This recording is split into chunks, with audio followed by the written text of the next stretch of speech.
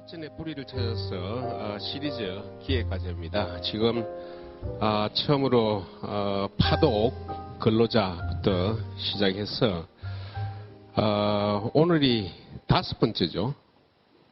5번째인가? 마지막입니다. 평화시장. 우리 일반적으로 평화시장 이렇게 이야기하면은 전태일을 많이 이야기하는데, 또 전태일에 대해서 열사라는 이름을 붙여가지고 상당히 많은 그 행사가 있습니다. 그리고 아마 요번 토요일인가가 전태일 추모 무슨 날일 거예요, 아마. 그래서 매년 소위 말해서 자바진영에서는 이 날을 굉장히 중요한 날로 기념하고 있습니다. 경제발전의 뿌리를 찾아서의 핵심은 이 평화시장 이런 부분도 그때 그 많은 공돌이 공순이, 소위 말하는 공돌이 공순이들의 개인의 그리고 그 개인의 발전과 그 가족들의 발전, 좀 더 잘 먹고 잘 살기 위해서 노력한 그 개인의 발자취, 이것이 더 중요하다는 것이죠. 꼭 우리가 강자, 약자, 노동가, 자본가 이렇게 나눠가지고 대립과 미움에 이런 것을 통해서 우리가 발전한 것이 아니고 개개인이 뭔가 좀 잘 먹고 잘 살기 위해서 노력한 그것이 한 경제의 발전의 에너지가 되었고 원동력이 되었다 하는 그런 것을 강조하기 위해서 오늘 또 이 자리를 마련했습니다. 오늘 이 어려운 작업을 사실 이 분야는 그 자료도 많지가 않습니다. 자료 찾는데 상당히 애로를 문제가 많은 그런 영역임에도 불구하고 두 분이 흔쾌히 발제를 맡으셨습니다. 먼저 명지대학교 경제학과 조동근 교수님 경제학적 측면에서 논문을 준비해 주셨고요. 또 한 분은 문화평론가입니다. 여러 가지 문제 다 하고 계신 평론가이신 조우석 평론가께서 또 조금 다른 시각에서 접근해 주시겠습니다. 두 분 발제가 끝나고 난 뒤에 우리가 토론을 두 분을 모셨습니다. 한 분은 아무래도 이 평화시장 이렇게 하면 노사관계 이런 쪽으로 대표적으로 이야기 나오는데 그런 부분에 대해서 노무관계 전문 변호사로 활동하고 계시는 조용길 법무법인 대표 모셨고요. 또 한 분 우리 학생입니다. 우리 대한민국 청년 대학생연합 대표로 있으면서 오늘 이 세미나 전에 몇 차례 다른 매체를 통해서 이런 그 평화시장 전태일 문제를 어떻게 봐야 되느냐 하는 그런 부분에 대해서 굉장히 그 힘찬 글을 써준 김동근 학생 이렇게 모셨습니다. 자, 그럼 우리가 평화시장 마지막 시리즈를 하는 데 있어서 조금 몇 개의 퍼포먼스를 저희들이 준비를 했습니다. 그 순서에 따라 가지고 세미나를 하도록 하겠습니다. 자, 그럼 부탁합니다.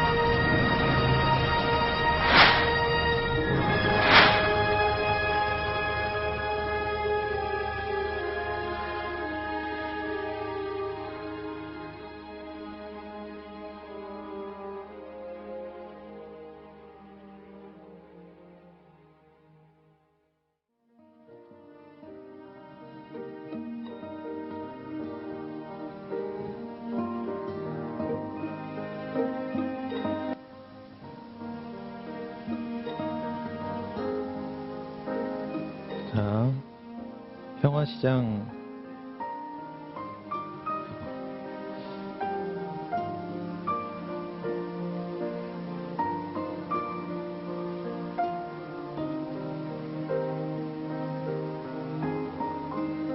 항상 시간이 빠듯하기 때문에 좀 말을 좀 줄이고 열심히 그릴게요.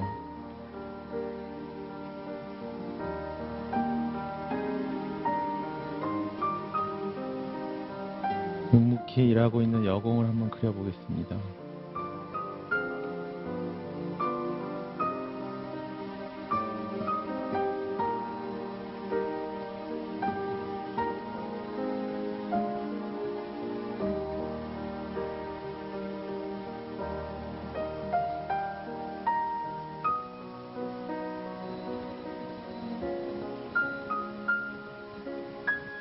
여기쯤에다가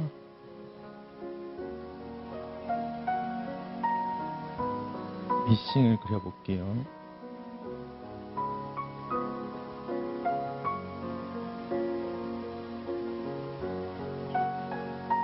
천대기가 하나 이렇게 있고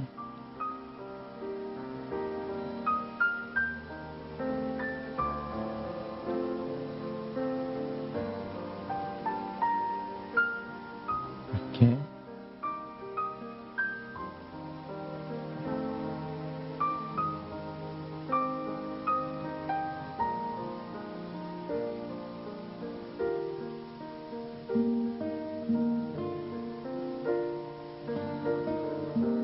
귀엽죠? 이렇게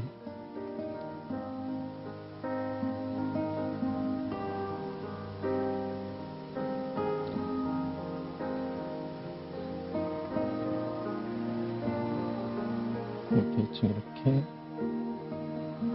이름이 이렇게 써있겠죠? 더 빨리 눌러야 처음에 여유 부리다 꼭 나중에 정신없어지더라.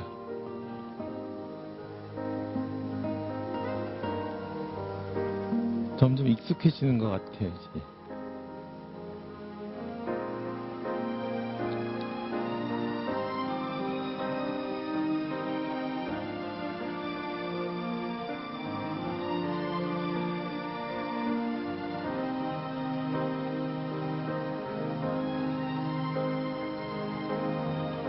한 명 더.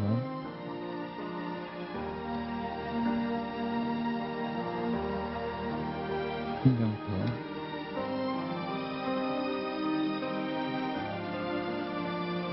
한 명 더.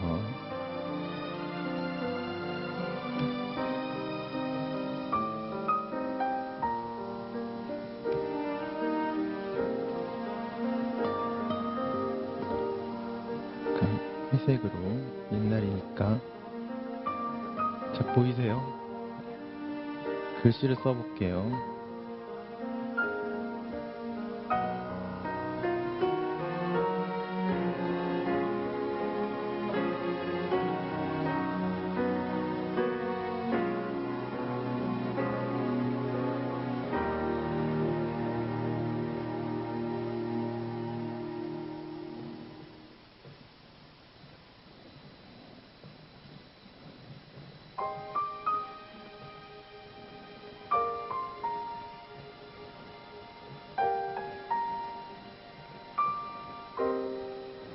평화시장이 왜 이름이 평화시장인가 갑자기 궁금하네요. 아, 그럴까요? 아,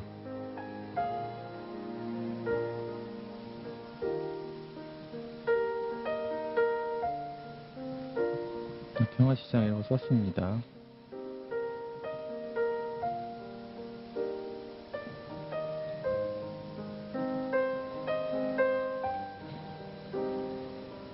약간 두툼하게. 참 쉽죠?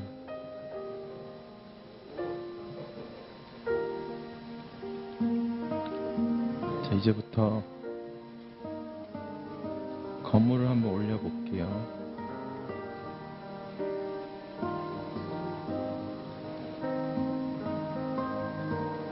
최대한 빨리 그려보겠습니다.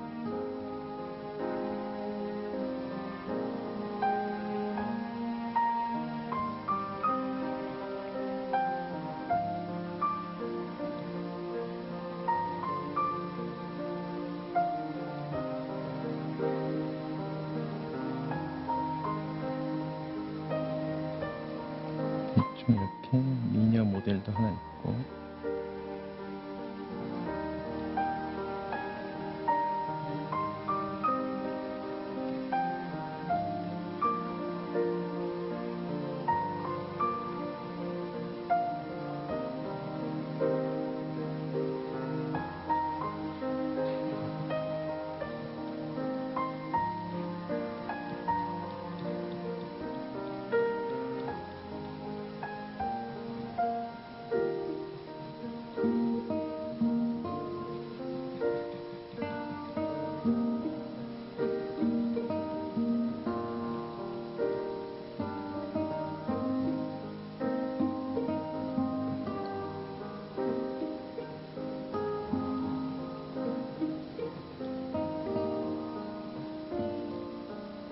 한 30분까지 그리겠습니다.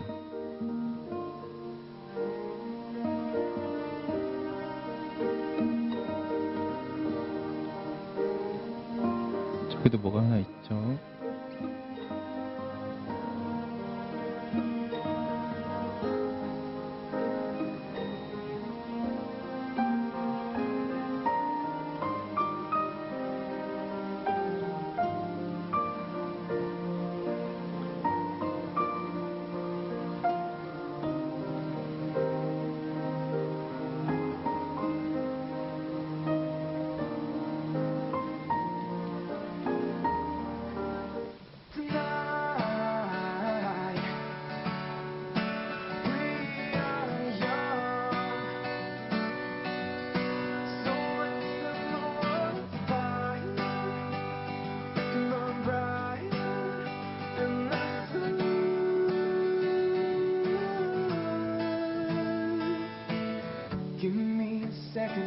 밀려오네.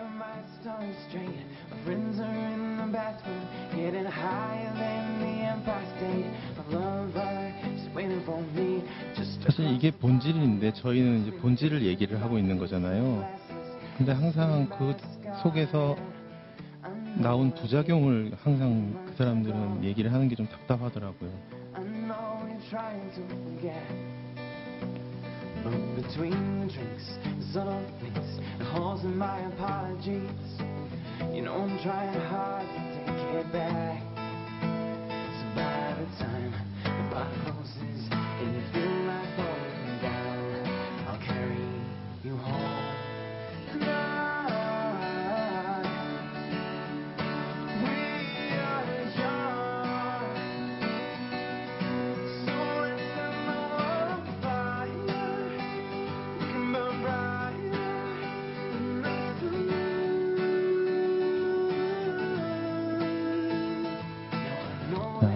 I'm not all that you got, but maybe I just thought maybe we can find a way to fall apart.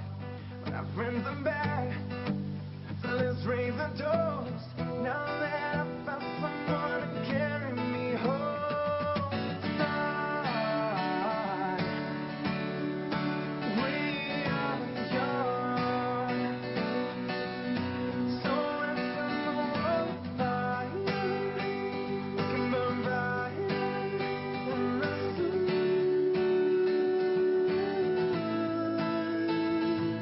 tonight. 거의 다 됐습니다. We are young, so let's set the world afire. We can burn bright in the sun.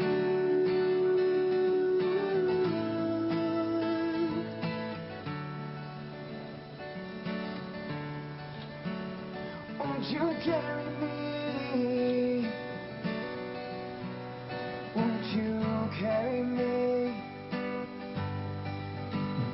Won't you carry me home tonight? Tonight. We are young, so let's set the world on fire. Burn bright in the sun. Tonight.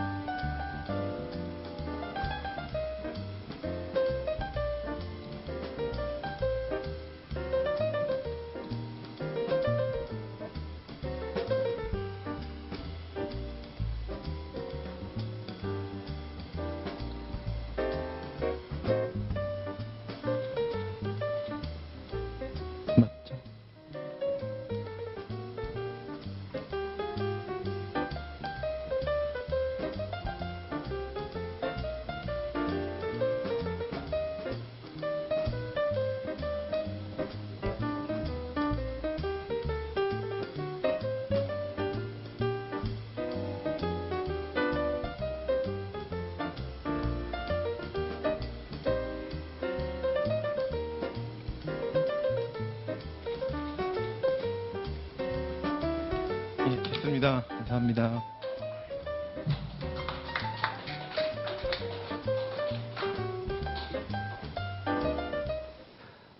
또 저 평화시장 이쪽에 무슨 또 뭐 재단도 있고 뭐 이래 장소도 좀 있어요. 거기서 매년 합니다. 근데 여기에 대해서 카운트파트로 우리가 뭐 깽판 치겠다는 말이 아니고 뭔가 좀 이래 진실된 의미가 뭐냐 하는 그런 측면을 이야기해 주는 데가 없어요. 없고 이번 처음입니다. 이게 그래서 사실 이 두 분께서는 굉장히 이 선지자적인 그런 연구를 하신 겁니다. 자, 그럼 일단 먼저 우리 조동근 교수님 발표부터 먼저 듣도록 하겠습니다. 참 우리 윤소인 선생을 보면서 좀 자랑스럽다. 그러고 또 실제 어떤 뭐 쉽게 전달하는 전달자가 필요하잖아요. 그렇죠? 그러면 상당히 좀 고맙게 생각하고 그러고 좀 문화성이 될 테니까 너무 구박하지 마시고 그다음에 재밌는 게 오늘 뭐 그냥 좀 편하게 합시다. 뭐 여기 뭐 플로우에 많이 안 계시고 그러는데 보니까 우리 조가의 성이 그렇게 희성은 아니지만 많지도 않은데 여기 조동군, 조우석, 조용길 이래갖고 또 재밌는 게 조동군 또 김동군이야. 이게 뭐 어떡하란 말이야 이게. 그래서 이게 아주 happen to be. 현증원은 좀 약간 문제가 있어. 그래서 뭐 이게 좋고요. 예, 그리고 이제 우연히 이렇게 좀 눈에 띄네요. 예, 그리고 이제 이 사실은 이 평화시장 이게 참 이거를 제가 할 생각은 아니었는데 이게 보면은 이제 제가 이걸 맡은 이유는 뭐냐면은 우리 현진건 교사 노회하시다고 사실 그래갖고 이게 뒤로 밀었어. 그래서 시간이 많이 남은 것 같더라고. 그래갖고 뭐 시간이 충분하니까 뭐 하라고 그래서 그냥 했는데 쉬운 주제는 아닌데 그래갖고 평화시장을 갖다가 한다고 그러나서 마음의 평화를 좀 잃었습니다 제가. 근데 이제 아까 좀 모두 발언을 하셨는데 우리가 좀 너무 가려진 것에 의해서 가려진 것에 의해서 우리가 좀 그 안에 뭐가 있는가를 좀 찾아야 되거든요. 그러니까 뭐 하여튼 이게 평화시장 하면은 되게 떠오르잖아요. 뭐 저임, 뭐 착취, 그다음에 이제 뭐 전대일, 뭐 그렇게 뭐 떠올라서 그래서 그 나머지는 그냥 뭐 전혀 이렇게 좀 가려져서 좀 보이지 않아요. 그래갖고 좀 가려진 거를 좀 조명을 좀 이제 다시 해야 되겠다. 그러니까 이제 재조명되는 거죠. 그래갖고 이제 경제 발전의 뿌리를 찾아서 좀 이거는 좋은 기획 같아요. 왜냐면은 뭐 어떤 형태로든지 남들이 하는 걸 하는 건 아닌 것 같고 우리가 이제 발굴하는 고고 인류학자만 발굴하는 건 아니고 어떤 소재를 발굴해서 이 세상에 알리는 건데 그런 면에서 좀 좋은 기획 같아요. 이게 경제 발전의 뿌리를 찾아서 그래서 내가 좀 이메일로 좀 이런 거는 상업성을 좀 떠나서 우리가 좀 출판을 좀 해야 되겠다. 그러니까 남들이 하는 거 우르르 쫓아가는 거는 의미가 없잖아요. 그래서 이제 안 하는 거를 좀 해야 되는데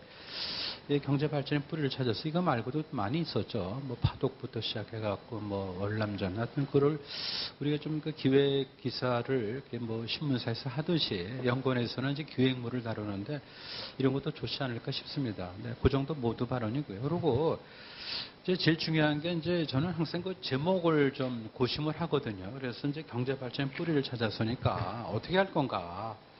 그래서 이거를 좀 한마디로 좀 농축을 해야 될 것 같아서 그래서 평화시장 여성 노동자의 땀과 눈물로 했습니다. 뭐 꿈을 좀 집어넣기는 그랬는데 그래서 이 땀과 눈물은 분명히 맞는 것 같고 그래서 대한민국 빈곤 탈출의 조력자인 거는 분명합니다. 이것이 제가 이제 이 평화시장을 이제 보는 어떤 눈을 한마디로 이제 함축한다면 이렇게 되는 거죠. 그래서 우리 여성 노동자, 여공이죠, 여공. 근데 여공을 우리 쓸 수 없으니까. 그래서 이제 여성 노동자의 땀과 눈물, 대한민국 빈곤 탈출의 조력자. 이렇게 저는 이번엔 좀 뭐 짧은 공부지만 이걸 보면서 이제 그거를 느꼈습니다. 그래서 여기 이제 간단하게 좀 말씀을 드리면은 일본, 원조를 받던 국가에서 원조를 주는 국가로 변모한 건 뭐 다 아시는 거고요. 그 다음에 여기서 디턴을 얘기를 많이 하는데, 역시 우리가 하여튼 뭐 대탈출을 한 거는 맞죠. 그리고 이제 그 대탈출의 조력자로서 우리 청계 여공을 제가 좀 여기서 이제 말씀드렸고, 그 다음에 지금은 이제 별거 아닌 것 같지만 우리가 과거로 돌아가면은요, 62년도 당시에 수입 대체를 할까 아니면 수출을 할까를 굉장히 디베이트를 할 수도 있었어요. 그리고 세계 대부분 국가들은 따지고 보면은 지금은 이제 뭐 그 미련한 그런 이제 길인데 그 대부분 많은 나라들이 수입 대체로 왔다고요. 그런 면에서 수출로 간 나라는 거의 없었고, 그러고 수출로 간 우리나라가 성공을 했다고 생각합니다. 그래서 여기 보시면은 이제 그때 우리가 그 미국의 어떤 국제 정세를 보는 어떤 이제 그런 시각을 제가 훔쳐봤기 때문에 여기 이제 편승하지 않았나, 선택하지 않았나 그런 생각합니다. 그래서 잠깐 보시면은 이제 미국에서 이제 그 6.25 전쟁이 이제 발발하고 나서 뭔가 이제 그 사회주의가 범람하는 걸 좀 막아야 되니까 그래서 이제 그 트루만 대통령이 이제 봉쇄 전략을 만들었습니다. 컨테인먼트 스트래티지를 만드는 거죠. 그건 아시는 겁니다. 그래갖고 일본을 일으키고 그다음에 한반도에서 한국을 이제 그 사회주의가 넘어오지 못하도록 어떤 이제 방화벽을 이제 그런 치는 그런 이제 전략 구도를 짰는데 그러다 보니까 미국에서도 한국이 좀 뭔가 좀 경제적으로 번영을 해야 될 거고 우리도 당연히 이제 그걸 이용을 해야 되니까 그래서 한국은 이제 뭐 원조를 우리가 뭐 얻은 건 아니니까 원조 대신에 뭐죠? 큰 그 시장을 갖다 얻은 거죠. 그래서 우리로서는 어떤 그 한국 경제를 일으킬 거대한 시장을 얻었다. 뭐 이거를 제가 썼습니다. 그래서 이제 여기 뭐 그런 정도 되고요. 그다음에 이제 두 번째부터가 제 얘기가 되는데, 그래서 저임과 착취의 대명사가 된 평화시장. 이거는 뭐 거의 그렇게 그 상징이 된 것 같아요. 상징이. 그래서 이걸 뭐 우리 한 번에 이렇게 뜯어 고칠 수는 없는데 좀 하나씩 봅시다 보면. 그래서 여기 이제 그 전태일 열사를 좀 우리가 객관적으로 좀 소개를 했어요. 이걸 우리가 건너뛸 수도 없는 거고 또 분명히 그 전태일 열사라고 표현했는데 그 당시에 기여한 측면이 있습니다. 그래서 우리 이거를 뭐 드라이하게 뭐 우리가 이거를 뭐 미화하거나 그렇게 할 필요는 없지만은 이 드라이하게 볼 필요는 있는 거죠. 그래갖고 여기 이제 위키피디아에서 제가 이제 발췌를 해서 일부 적었습니다. 그런데 이제 그 전에 조영래 그 변호사 참 이런 분들은 문제가 있는 것 같아요. 보면요. 이 변호사인데 사실요.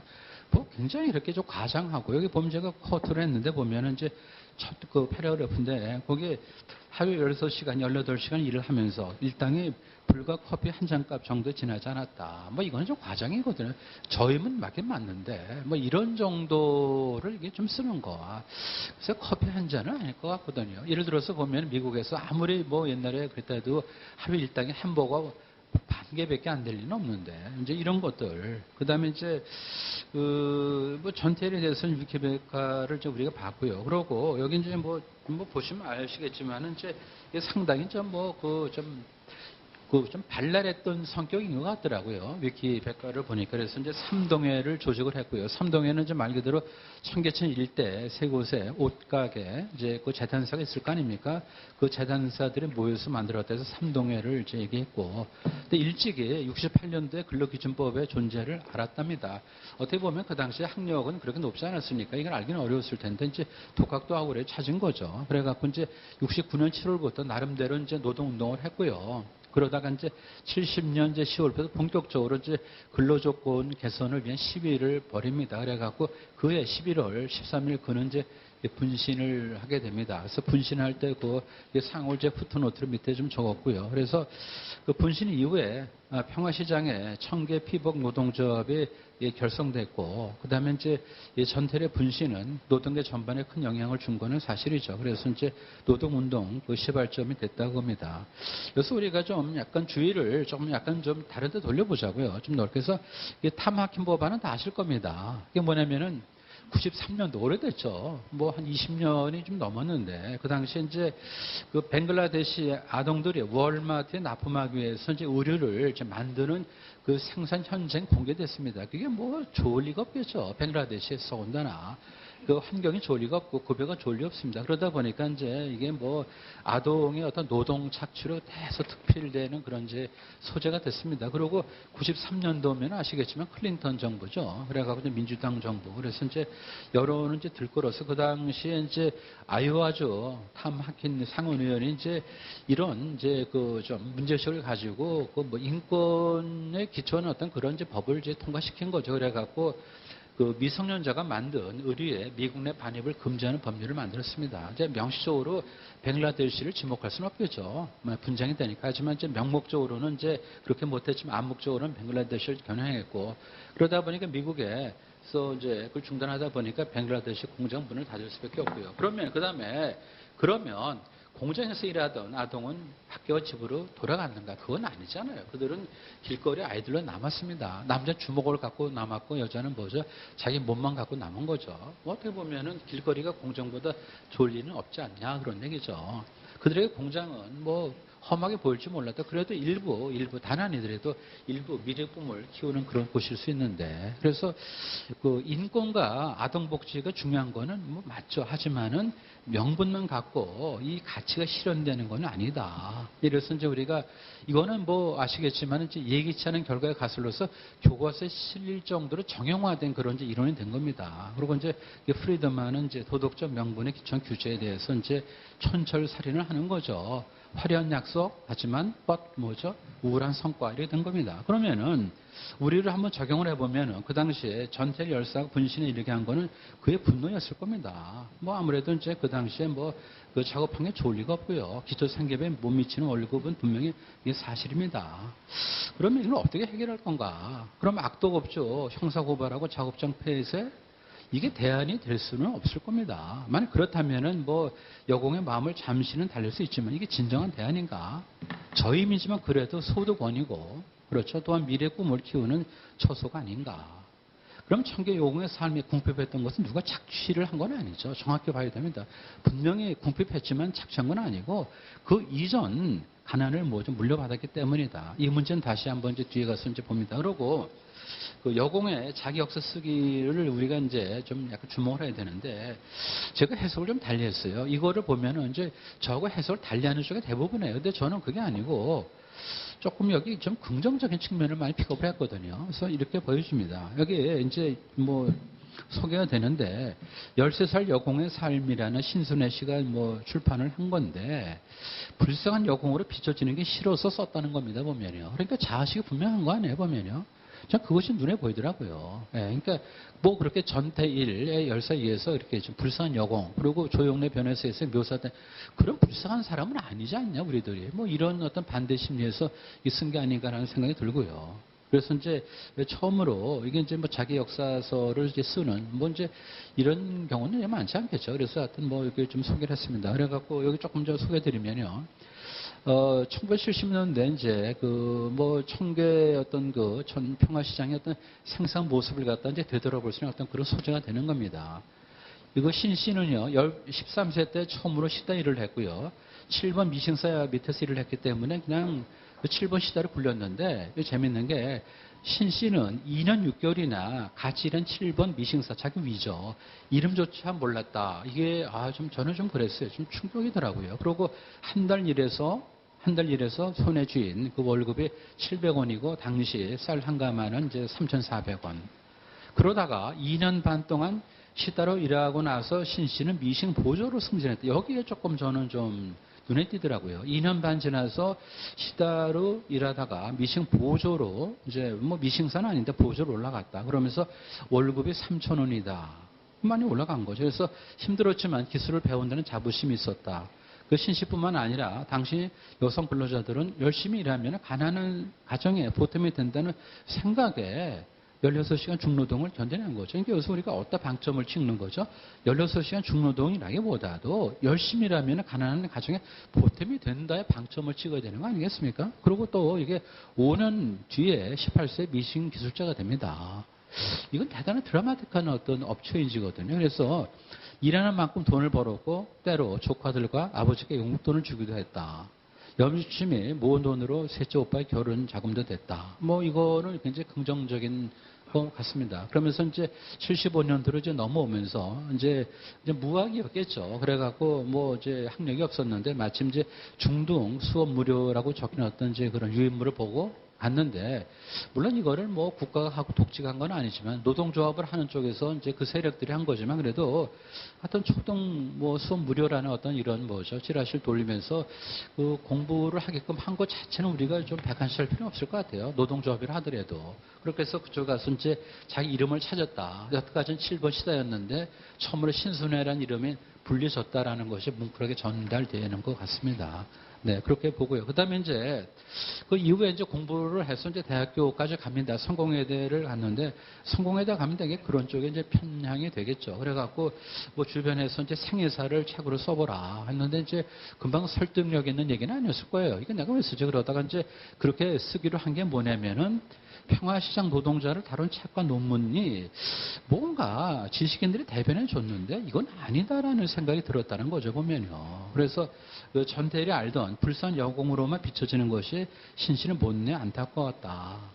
그동안 지식인들이 뭔가 대변했지만 노동자 개인이 갖고 있는 주체적인 인식이 제대로 전달되지 않은 거는 굉장히 좀 안쓰럽다고 하죠. 그러면서 이제 논문을 쓰면서 이제 대학원생이니까 이때 얘기하는 게 뭐냐면은 왜 노동자들이 경제 성장 성과를 나눠가지 못했을까? 그 현실이 대단히 슬프다라는 얘기를 많이 하는 것 같고요. 그러고 이제 여기 분배 얘기도 하더라고 보면요. 유럽에서는 성장 초기, 성장기부터 노동자들에게 성과를 배분했다. 근데 우리는 그때 그렇게 안 했기 때문에 그때 쌓인 모순이 지금까지 커지고 있다고 이렇게 느끼는 거죠, 보면은, 신순애 씨가. 예, 그래서 숨은 그림을 찾는데 아까 말씀드린 모빌리티가 보인다는 거죠. 2년 반 만에, 그 다음에 또 뭐죠? 5년 만에 급여가 올라가고 신분이 올라가는 거죠. 그래서 그럼 이게 뭐냐 지금. 이게 분명히 악덕 포주가 있듯이 그 당시에 말이죠. 그렇죠. 뭐 다시잖아요. 우리 뭐 부끄럽지만 그냥 뭐 숨길 수는 없는데 그 당시에는 사실 이게 봉제시장도 악덕 업주가 뭔가 뭐 착취는 했을 거라고요. 근데 그걸 우리가 보장은 안 하지만 그래도 이게 착취 많고 설명됩니까 보면요. 그래서 그럼 왜 월급이 올라갔냐 이렇게 700원에서 3,000원으로. 그러니까 봉제시장 자체가 커진 거죠. 네, 맞습니다. 그래도 역시 뭐죠? 그렇게 커져도 보면은 여전히 여공들은 빈곤선 아래에 위치해 있었다. 하지만 최소한 점차 빈곤선의 유리천장을 향해 올라오고 있었던 것은 분명하다.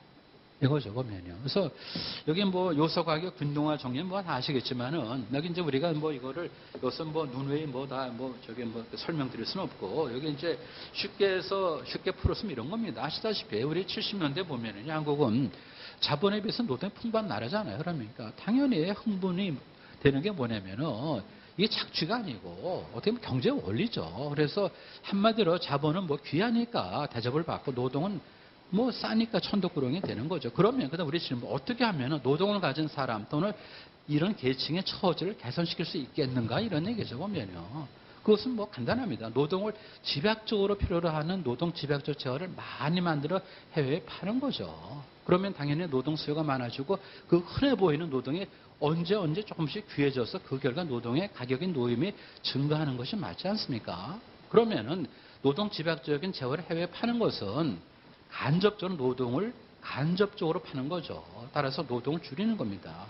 관건은 뭐냐면 노동 집약적인 재화의 수출 물꼬를 트는 건데 우리의 전략은 옳은 거죠. 조금요. 그래서 과거 개발년대 우리가 70년대, 80년대 대외지향적인 수출 전략이 이를 웅변해주고 그러다 보니까 신시 증원에서 700원에 3,000원 되는 거죠. 경제 원리가 작용하는 겁니다. 아무리 악덕업주였다 하더라도 월급을 올려주지 않을 수 없지 않겠습니까? 이게 경제 원리죠. 소비자 후생에 봉사하는 거는 소비자 보호법이 아니고 악덕 상인들 간에 뭐죠? 자기 배를 불리려는 그런 경쟁의 어떤 결과입니다. 지금 우리가. 따라서 여기 그렇게 정리를 하고 또 하나는 뭐냐면 이제 그 전태일을 돌아가 보면요. 또 코트가 있는데 굉장히 불을 지르는 거죠. 70년대 청계천 일대는 2천여 개의 피복 공장의 성황을 이루었대요. 이거는 우리가 좀 숫자는 잘 보셔야 될 것 같아요. 자료가 별로 없으니까. 그리고 옷 공장에 1년 그럼 집이 한 채고 3년의 빌딩이다. 그런 그 시절이었다 그거죠. 하지만 그 밑에서 일하는 2만 7천 노동자들은 늘 끔찍한 노동과 가난뿐이었다. 또 역시 하루 14시간, 16시간까지 일요일 뭐 물론 국공연조차 뭐 놀지 못한 이렇게 얘기하는 거죠. 그러면서 방점 뭐냐면 왜 그 1년이면 집을 한 채 사고 3년 빌딩을 사느냐 조금 그건 어떻게 우리가 설명할 거냐. 그거 잠깐 보시면은 이제 업주는 이제 1년에 집 한 채, 3년에 이제 뭐 빌딩 한 채인데 그 왜 그렇겠습니까? 이제 먼저 떠오르는 게 착취죠. 착취, 줄 걸 주지 않아서. 그러면은 착취를 100% 부인할 수는 없지만 착취만으로 설명할 수는 없잖아요. 그럼 지금도 업주가 옷 공장 하나만 있으면 집 한 채를 살 수 있습니까? 그건 분명히 아니잖아요, 지금. 따라서 착취를 못해서 그렇지 않다고 그렇게 설명할 수도 없는 거죠, 지금요. 그래서 당시 여공의 삶이 팍팍한 것은 여전히 노동이 풍부해서 노동의 노임이 충분하지 않았다 그런 얘기고 업체 소득이 왜 높냐? 자본재가 뭐 귀하니까 그만큼 이제 뭐죠? 업주한테는 이제 자본 가격에 대한 어떤 그런 고생 돌아가니까 뿐만 아니라 이 업주는 조그만 규모의 기업을 운영하는 기업가입니다. 지금 기업가예요. 따라서 우리가 흔히 얘기하는 상업세계에서 위험을 짊어진 데 대한 어떤 리스크 프리미엄이 더 더해진 거죠. 어디에? 귀한 자본의 가격에. 그러다 보니까 이 소득이 높아진 건 좀 맞습니다. 지금요. 그런데 우리가 봐야 될 게 뭐냐면은 이렇게 사업자 소득이 높아지면 빠른 속도로 다른 사업자들이 봉제 산업 들어올 거 아닙니까? 지금요. 진입은 뭐 이건 금방 되는 거죠. 그러다 보면은 신규 진입이 늘면은 여공의 수요가 늘기 때문에 여공에 절대로 불리하지 않습니다. 지금 말이죠. 그렇지 않습니까? 그래서 70년대, 80년대 산업화 시대 여공의 삶이 팍팍한 것은 사실이지만 누군가 착취해서 그런 건 아니다. 최소한도. 저임이지만은 점차 시간이 지나면서 임금 높아졌고요. 팩트입니다. 팩트 이게. 그리고 우리나라에서 고부가치 패션이 아닌 단순 봉제 산업은 지금 더 이상 황금알을 알 수 있는 거리가 아니죠. 이게 지나가는 옛날 아슬한 추억이 된 겁니다. 지금 말이죠. 네. 지금 왜 그러냐. 임금 높아졌기 때문에 봉제가 안 되는 거죠. 지금요. 따라서 지금 이걸 갖다 뭐 착취해서 임금 낮아졌다. 그런 시각으로 이제 보지 말자 그런 얘기죠. 우리 안타까운 거는 이 청계 시장이 왜 이렇게 밀라노식으로 뭔가 좀 뭐 발전하지 못하고 그냥 뭐 노동 집약적인 이걸로 끝났을까? 그걸 우리가 반성을 해야 되지. 이걸 지금도 맨날 그 뭐 착취를 이렇게 좀 블레임을 하면 되겠냐. 이제 그런 거죠. 지금요. 네. 그래서 몇 가지 이제 왔고요. 그 다음에 이제 좀 뭐 평화시장을 좀 우리가 디테일하게 봐야 되기 때문에 네 번째. 평화시장 지역 개관, 그 다음에 의료 생산 네트워크입니다. 그래서 개관을 좀 말씀드리면요. 60년대 뭐 번창했더라고요. 60년 초에 뭐 6.25 전쟁 나고 나서 뭐 당연하지 않겠습니까? 뭐 마땅한 생업이 없으니까 장사꾼이 모이고 그러다 보니까 상권이 만들어지고 의료에 여기 뭐죠? 60%까지 이제 처음에 의존하더라고요. 청계천에요. 그래서 이제 80년대까지 굉장히 집중을 하고 80년대부터 뭔가 이게 주변으로 분산되기 시작하더라고요. 분산되고 그다음에 90년대 분산이 완료되고 그다음에 이제 이후에 IMF가 지나고 나서 쇠몰되는 이것이 이제 개관입니다. 네, 그리고 그다음에 우리가 이제 일반적으로 청계시장 주변의 의료 생산 네트워크를 이제 봐야 되는데 이게 이제 뭐 장치 사람이 아니잖아요, 지금요. 그러다 보니까 이제 이 의료 생산 네트워크 일반적인 특징을 보면은 고스란히 묻어 있어요. 그래서 그걸 먼저 보고 나서 그 시기적으로 우리가 시기적으로 이거를 좀 분산해서 다시 시기적으로 쪼개서 보도록 하겠습니다. 그래서 보면요. 그 평화시장 그 생산 네트워크 특징은 좀 우리가 뭐 여기 뭐 좀 봐야 되는데요. 기본적으로 이제 그 하청 관계일 수밖에 없거든요. 좀 이제 발전하면서요. 네, 그런데 여기에 몇 가지 이제 이렇게 좀 그 기업 간 하청 관계에 초점을 맞춰서 우리가 이제 논의를 해보는데 이게 보상 수준의 결정 문제죠. 그러니까 하청이다 보니까 아무래도 뭐 좀 그 우월적 지위에 있는 쪽이 유리한 건 사실이에요. 그러니까 우월적 지위 남용은 아닙니다. 지금요. 우월적 지위에 있는 쪽이 유리한 건 사실이죠. 뭐 그러다 보니까 사실 계약 단가 같은데 보면 통상적으로 하청업체의 어떤 고정자본 마모비 같은 게 포함되지 않는 경우 대부분이었던 것 같고요. 임금이 좀 불안정하죠. 그러니까 수량적인 유연성을 확보하는 방법이 되는 거죠. 지금 우리가 이걸 못하는 거죠. 예전에 우리가 뭐죠? 다 했던 건데, 이거를 우리 워낙 뭐 장치 산업에서 노조가 튼튼하니까 못해서 그런 건데, 그 당시에 이 하청업체가 뭐죠? 사실은 이제 이 수량적인 유연성의 수단이 된 거죠. 그것이 여기 있고, 그 다음에 이제 유연한 고용 형태도 맞습니다. 지금요. 그래서 이제 해고에 따른 부담을 줄이기 위해서 상시 근로자를 두는 게 아니죠. 그러니까 일감 베이스로 계약을 하는 거죠. 다 하시는 거고. 그 다음에 생산 구조 면에서 보면은 이제 분화가 되다 보니까 이제 뭐 이렇게 하청은 이제 주변화가 되는 것이 있는 것 같고요. 그 다음에 이제 다섯 번째는 이제 사회보장에서의 어떤 누락입니다. 이거는 지금 청계천이나 그런 건 아닌 것 같고 영세하다 보니까 우리나라도 뭐 사회복지제도를 어떻게 한 번에 도입합니까? 서서히 도입하는데 그러면 어떻게 도입합니까? 이게 순차적으로 그다음 뭐죠? 규모가 큰 데부터 그러다 보니까 뭐 20인 이하, 10인 이하, 5인 이하는 다 일종의 이제 사각지대를 여기 안 썼는데 미적용이 되는 거죠. 따라서 뭐 의료이기 때문에 그게 아니고 영세하다 보니까 국가에서 천천히 이렇게 이제 스텝 바이 스텝으로 사회보장 제도를 여기 이제 받아들이는데도 불구하고 규모에 걸려서 그러니까 규모가 below the line이기 때문에 혜택을 못 받았다. 이런 정도의 이제 특징이 있는 겁니다. 그래서 이걸 가지고 우리가 좀 더 세분화를 좀 해야겠다. 그래서 평화시장의 변모를 말씀을 드립니다. 그래서 이제 제일 앞에 뭐냐면은 상가 형성 초기 및 공장 밀집 시기에서 50년대 말에서 70년대 말까지는 이거는 그대로 맞는 것 같아요. 예, 밀집이 이제 막 모이는 거죠. 그래서 여기 이제 표 1을 보시면 이제 그 당시에 70년에 청계천 주변에 의료시장의 공장 분포 및 노동자 밀집 현황인데 뭐 그 당시에 데이터가 뭐 좀 마땅치 않죠. 그래서 이제 그런 정도. 그다음에 표 2를 보시면요. 요거는 조금 우리가 조금 데이터의 소스 분명한 것 같아요. 71년도입니다. 그래서 71년 평화시장의 규모별 의료 제조업 사업장 수인데 전체적으로 보면 560개 정도 있었던 것 같아요. 71년도 당시에요. 그 이제 본문에 보시면요. 그 70년 당시 한 550개 이상의 공장, 2만 명 이상의 노동자를 이렇게 보는데 이거는 거의 정설을 갖고요. 그리고 지금 표 2에 있는 71년도에 있는 조사한 뭐죠? 564개하고도 맞아 떨어지잖아요. 네. 그리고 거기 연결해서 보면은요. 그 처음으로 이제 그 청계 피복 그 노동조합에서 이제 실사를 했는데 75년도에 한 겁니다. 그때도 되게 보면은 이제 그 사업장 평균 노동자 수가 17명이고 한 2만 5천 명 정도 되는 것 같아요. 그래서 보면은 70년대 중반까지 피크인데 대개 보면은 한 2만 5천에서 2만 7천 정도. 요것이 거의 확실하게 앞뒤가 서로 이렇게 맞더라고요. 그러면은 2만 한 5천을 생각해 보세요. 지금 현대자동차 지금 몇 만이죠? 지금 울산 공장이요? 그렇게 안 되죠. 이게 대단한 거죠. 대단한 거죠. 그러니까 이게 1000개를 다 묶으면 그 당시에 2만 5천 고용 풀이에요. 다 쪼개졌지만 다 합치면 이게 사실 엄청난 소득을 갖다 제공하는 어떤 그런 이제 그 삶의 현장입니다. 지금요. 이게 이제 쪼개져서 그렇지만 합치면 이게 어떻게 그 당시 공장을 그렇게 크게 세울 수 있겠어요? 안 되는 거죠. 지금에 따라서 1000개 섹터를 우리가 부실 수 있을 정도로 2만 5천 명이 모였다는 거고요. 그 다음에 생산량 변동은 이제 그 당시에 공장 내 작업 시간을 조정해서 했습니다. 근데 그때 재밌는 게 뭐냐면 상시 근로를 한 게 아니고요. 보면요.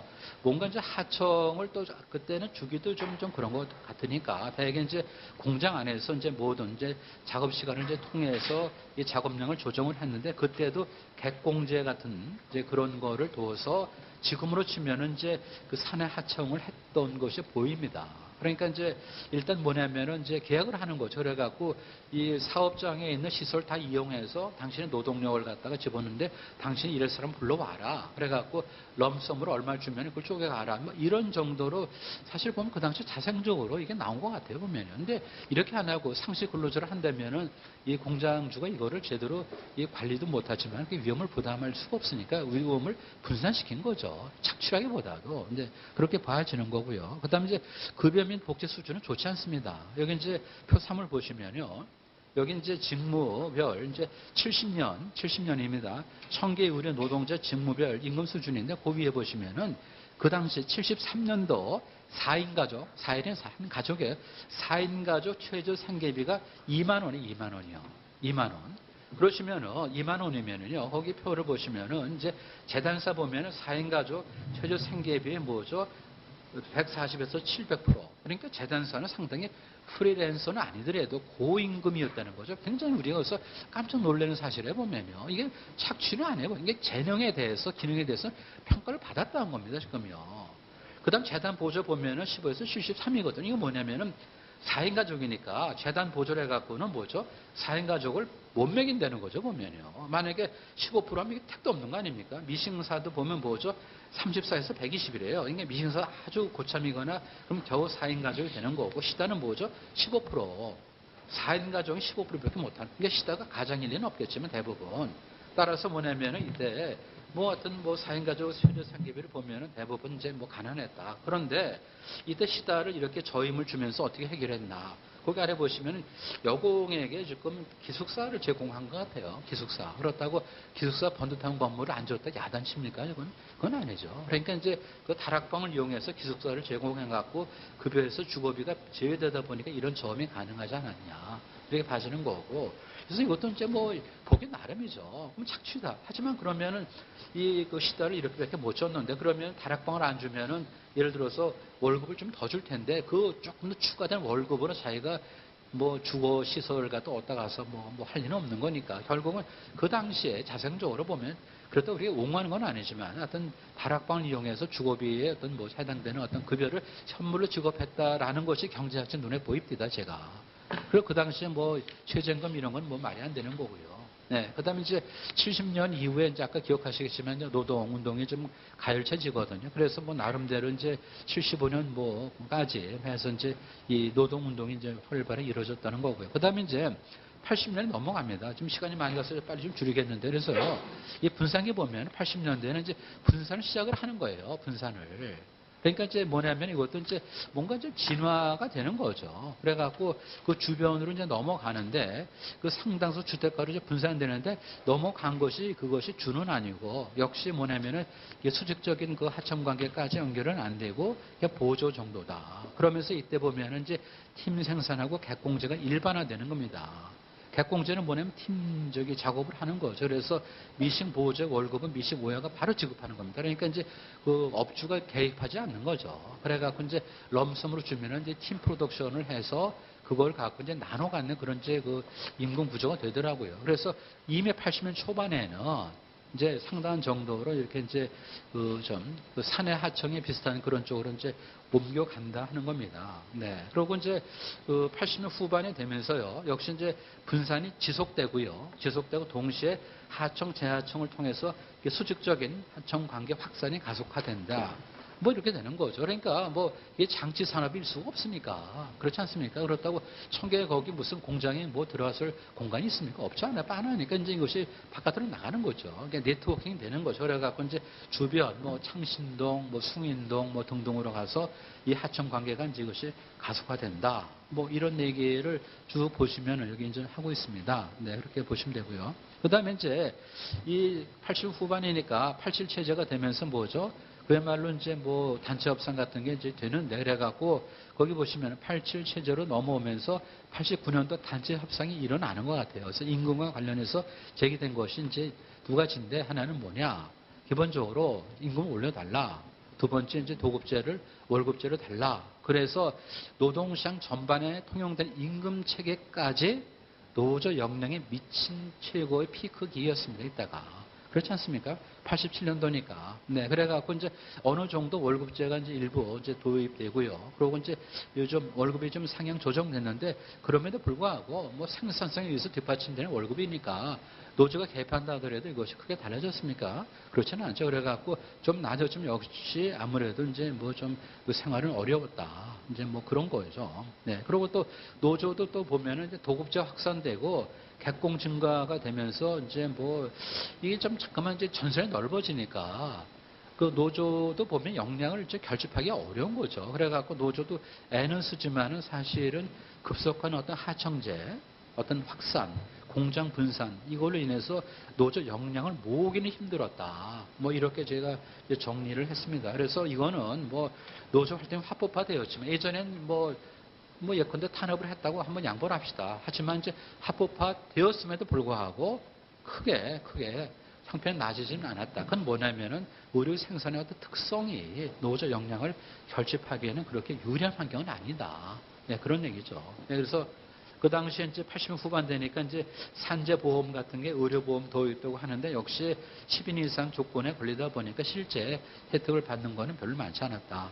속도를 좀 빨리 하겠습니다. 이제 드디어 90년대 넘어오는데 이때는 이제 공장 해체가 됩니다. 그리고 이제 그 97년이 되면서부터 공장이 이제 분산이 완료가 되는 거죠.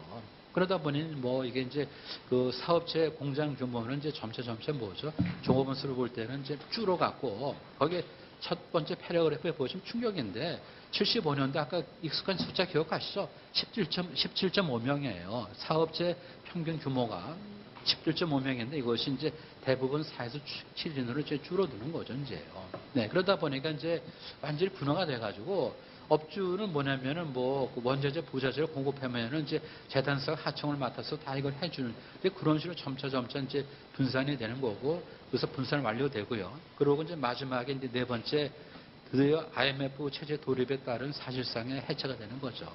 이미 이때는 이제 과잉 생산이었는데 그때 그러고 이제 IMF가 도입되면서 뭐 다 생각해 보세요. 가장 뭐를 우리가 그때 어디부터 일감이 줍니까 지금요.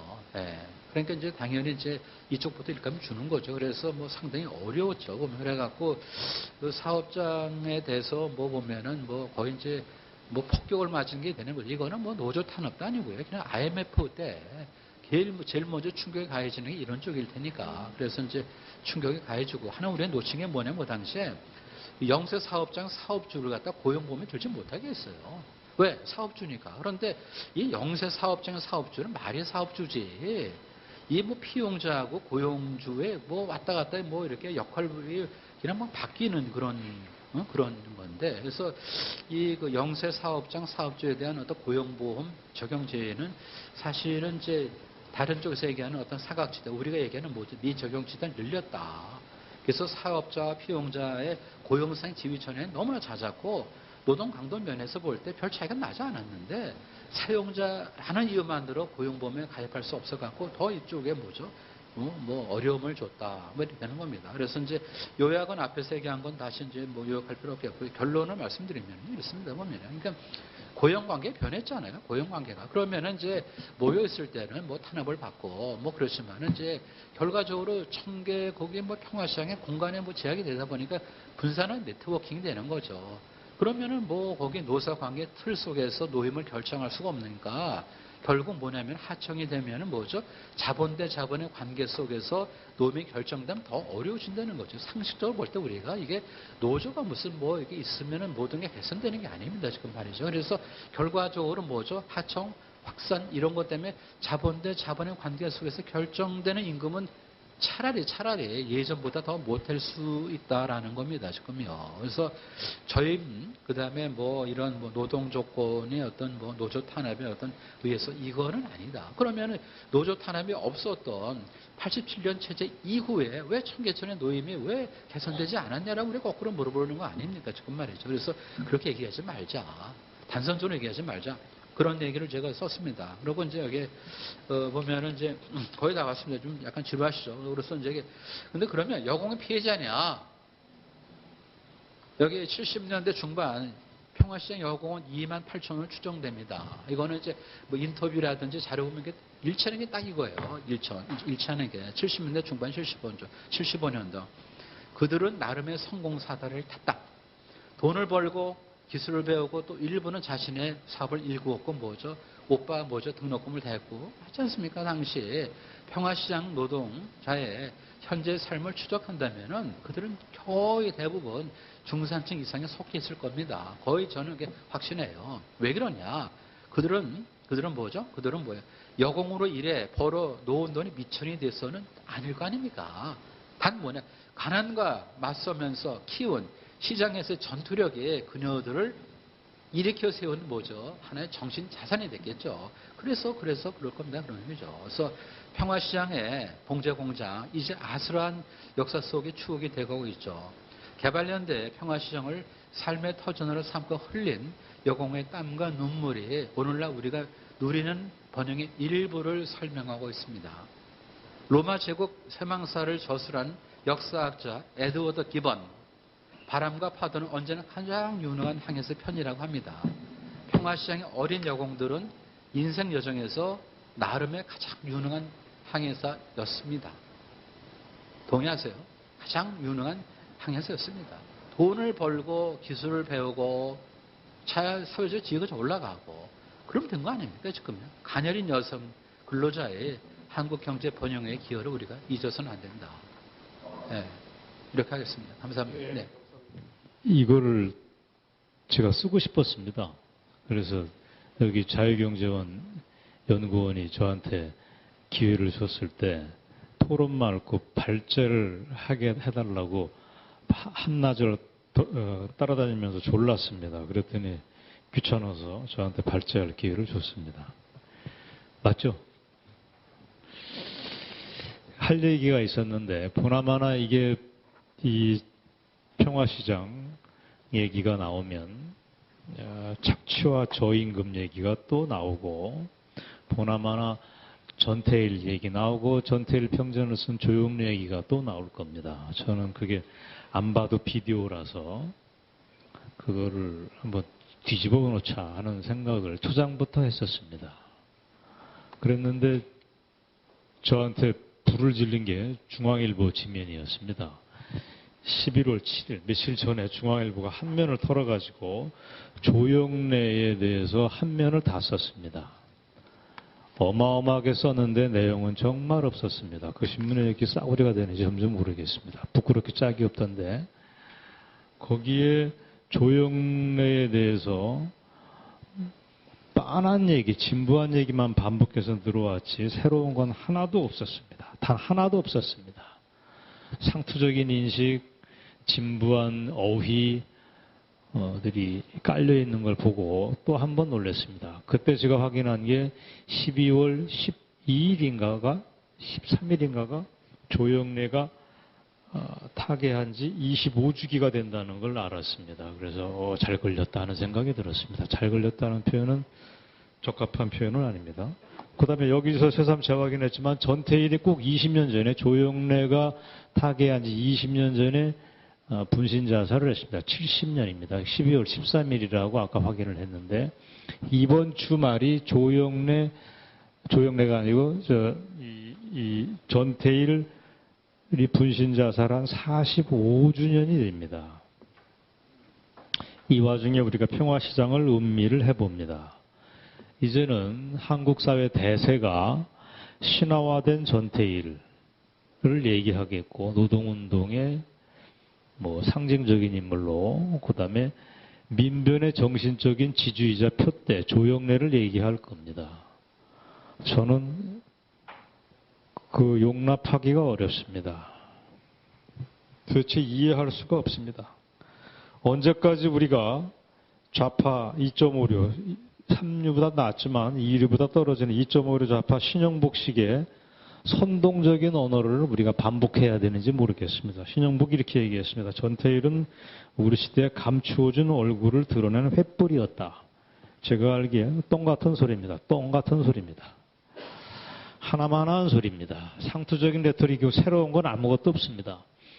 우리가 익히 아는 바이지만 올해 초 국제시장을 통해서 봤지만 그 주인공 덕수도 또 다른 이름의 전태일이었습니다. 전태일은 여러 명이 있는데 전태일은 결국 보편적인 이름이 아닙니다. 예외적인 사람이었었습니다. 대부분의 전태일이 아닌 주류의 전태일들은 자기 삶을 읽어내고 동생들 부모 봉양도 하고 동생들 학비를 대주면서 성공시대를 이끌었습니다. 아까 우리가 동영상을 본 대로 평화시장은 성공의 현장이고 승리의 현장입니다. 동시에 번영의 공간입니다. 이 명백한 거는 상식적으로 제가 다 압니다. 보통 평화시장만 얘기하지만 그 인근의 DDP까지 얘기하면 동대문 패션타운은 실로 위대한 동대문 패션타운이야말로 실로 위대한 성공의 현장이 입니다. 그럼에도 불구하고 우리는 끊임없이 망령 속에 사로잡혀서 삽니다. 삶 따로, 인식 따로의 구조입니다. 그거를 저는 악령 속에서 사로잡혀 있는 겁니다. 정신분석학의 용어를 빌리자면 인지 부조화 현상입니다. 현실은 평화시장을 중심으로 한 동대문 패션타운이 세계가 부러워하는 의류의 타운인데 우리는 멀쩡한 사람들이 거기에 패션을 위해서 옷을 사러 들릴 겁니다. 그럼에도 불구하고 갑자기 돌아와서 거기에 경제사회적인 의미를 얘기하는 순간이 되면 표변을 합니다. 전태일을 떠올리고 조영래를 읊조리고 스스로 망가지는 걸 자초를 합니다. 어떻게 평화시장이 착취와 저임금의 대명사입니까? 반복하지만 성장과 번영과 우리가 살고 있는 이 터전을 상징하는 위대한 공간입니다. 그럼에도 불구하고 제가 재확인한 통계에 따르면 전태일은 신화의 끝을 달리고 있습니다.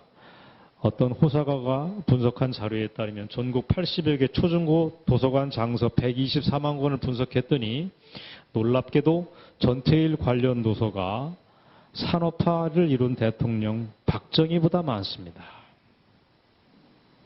불멸의 기업인 누구나 되고 싶고 꿈꿨던 정주영보다도 많습니다. 삼성 이병철보다도 많습니다. 이런 뒤집힌 현실, 이게 통계가 얼마나 정확한지는 저 자신이 없지만 체감으로는 이 맞습니다. 분명합니다. 우리 사회교과서, 경제교과서 포함해서 뒤집힌 현실을 끊임없이 우리 애들한테 전하고 있습니다.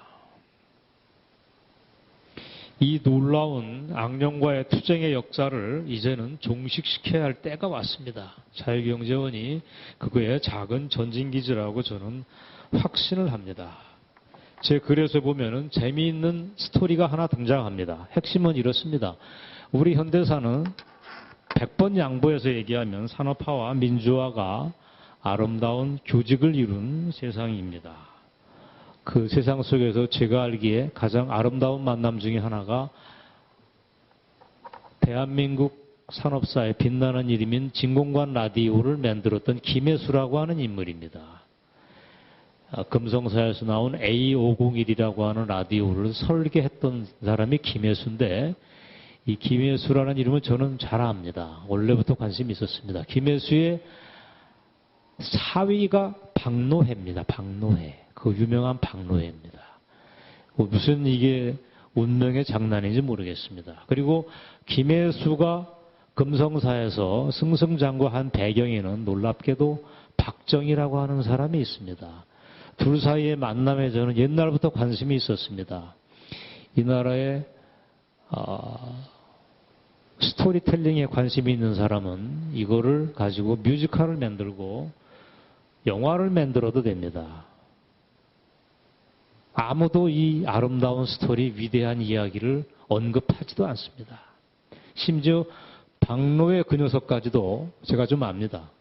박노해까지도 이 얘기를 굳이 꺼내려 하지 않습니다. 박노해의 부인 김진주라고 하는 여성도 이 얘기를 굳이 책으로 썼지 자랑스럽게 얘기하지 않습니다. 대한민국이 이런 나라입니다. 저는 김혜수가 부산의 연지동에 있는 공장에서 어떻게 박정희라고 하는 혁명 초기에 박정희를 만나서 금성사가 빨딱 일어섰는지를 생생하게 알고 있습니다. 제 글은 여기에 썼으니까 참조하시면 됩니다. 한마디로 해서 금성사가 지금 금성사의 A501이라고 하는 모델은 등록문화재로 이미 됐습니다. 액수가 억대는 안 되고 수천만 원에 상당한다고 알고 있습니다. 옛날부터 그랬습니다. 이 나라가 조금 더 잘 살았다면 당연히 억대, 10억대로 올라갔겠죠. 아직 이 나라가 이 꼴밖에 안 돼서 대한민국 최초의 라디오에 대해서 수천만 원밖에 안 됩니다. 자, 이런 김혜수라고 하는 남자는 박정희하고 등장 속에서 생애사에서부터 결정적인 장면 하나에는 TV를 개발했을 때도 또 만납니다. 또 한 번 만납니다. 이런 김혜수가 아까 얘기한 딸이 김진주라고 이화여대 약대를 나왔는데 노동자 출신, 고졸 출신 박노해를 만나서 결혼을 합니다. 그 옛날이니까 80년대니까 얼마나 아버지 마음이 무너졌겠습니까? 명색이 이화여대인데 멀쩡한 남자하고 결혼하기를 원하는 건 인지상정입니다. 노동운동가 출신 고졸을 저는 결혼 안 시킵니다. 그러나 김혜수라고 하는 분은 도량이 있어서 결혼을 시킵니다.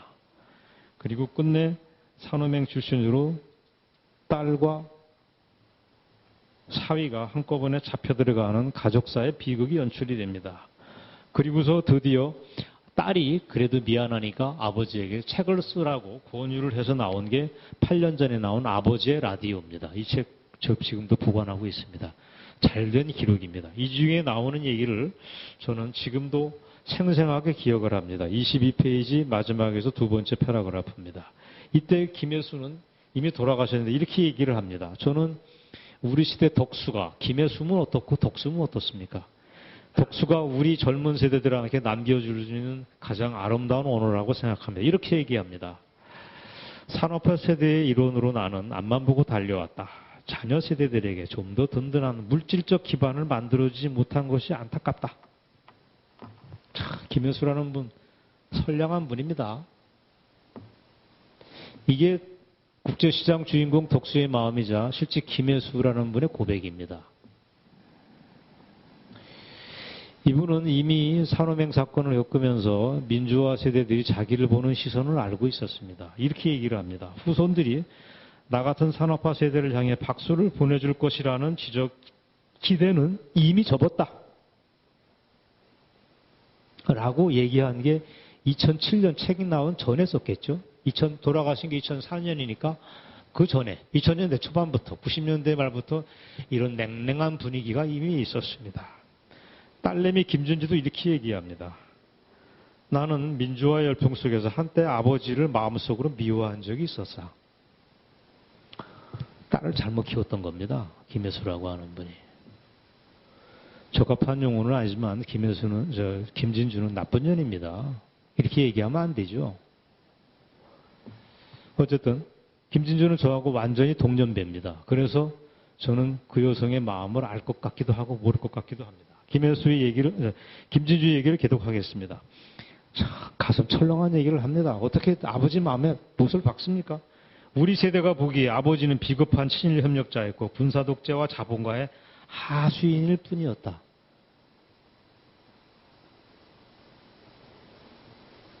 가슴에 비수를 꽂고 등에 칼날을 또 한 번 꽂습니다.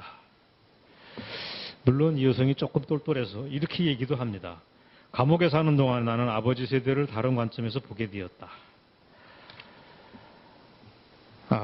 일제 시야로부터 해방정국의 우여곡절을 겪으며 체득한 기술의 진보를 통해 아버지가 우리 삶의 지평을 얼마나 밝게 해줬는가를 이해하게 된 것이다. 저는 김진주를 박노해랑은 친했지만 김진주는 잘 모릅니다. 김진주 이 여성은 이거 잘못된 얘기를 한 겁니다. 제가 볼 때는 아버지를 진정 만나지 못했습니다. 100%입니다. 그걸 보면 알죠. 산업화 시대의 위대한 표상의 다름 아닌 아버지를 가슴속으로 끌어안지 못한 겁니다.